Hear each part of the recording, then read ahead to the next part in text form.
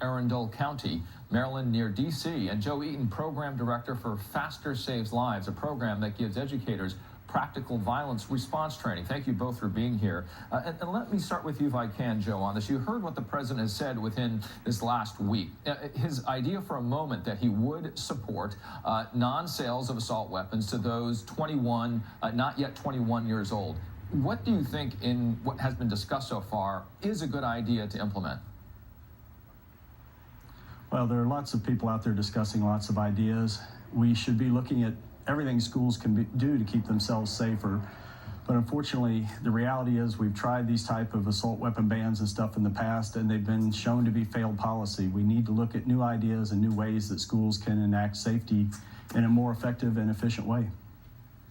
Also, your response on this, if I can, Ron, in terms of the ideas that have been discussed, and you've seen the president move back and forth on this. Yeah, and I think those policies have failed also. And I got to say, first, Joe, I want to thank you for your efforts, as we scratch and claw to try and find some kind of solution to make our schools safer. But, coming from a huge Second Amendment supporter, I got to say that engaging in a gun battle in a densely populated school is just not the job for an underpaid, overworked school teacher. School teachers are there to nurture our children, to be the one to grow their minds. And a police officer who is trained, he's trained to be that guardian, that warrior, to go in and protect lives. And we've been trained to make that decision, if need be, to take a human life, which is not natural. Ron, you heard me introduce our segment. I was discussing the very issue of what's happening in Florida. In the new development, the state Senate rejecting a ban on the sales of AR-15s. We also have Texas, the first primary in the country, coming up this week. Now, gun laws have become part of the debate there. Do you feel like whatever's going to happen next is not going to come out of Washington, D.C., but instead out of states?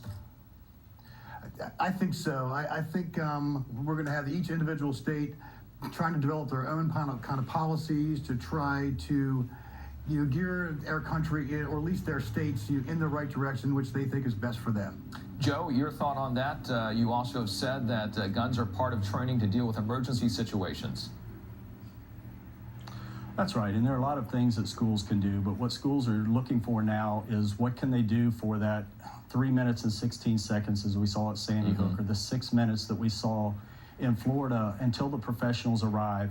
And that's how we save lives in these situations. The sooner that we stop the killing, and then more importantly, have the medical skills there to start rendering medical aid.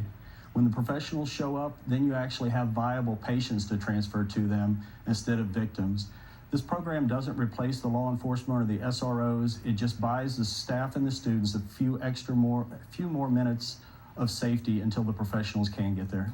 Some of the other ideas that are out there, Joe, and I'll get your thought because this is your space, installing more cameras, automatic bulletproof doors. What are some of the things that stand out to you? Joe?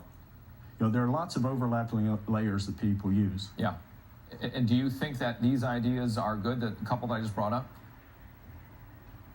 Certainly, and most of the schools, by the time they get to the decision of looking at having firearms as part of their safety plan, they already have many other overlapping layers. They've got the video, the sign in, the sign out, the locking doors, monitoring social media. They've trained their teachers how to look for changes in personality and stuff in their students. But again, it goes back to they're just looking for what is that next layer? What can I do in that period of time once the killing has started and nobody knows that we need help until the professionals can get there? Ron, what's your thought on those couple of ideas or others that may not be in the discussion so far? Yeah, and I'm all for the electronic doors and the bulletproof doors, but I got to address something that Joe said earlier, and that is, it's not the job for someone who has received, say, like in Joe's program, 24 hours of pretty much generic firearms training, who has shot at one-dimensional, non-moving targets, and really no in-depth tactical training like police do.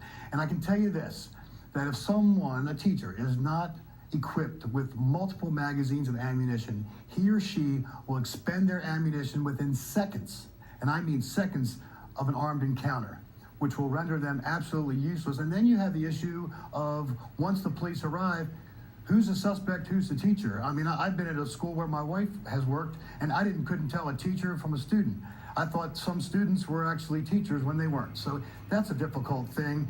And, you know, trained professional law enforcement officers are trained to reserve their ammunition.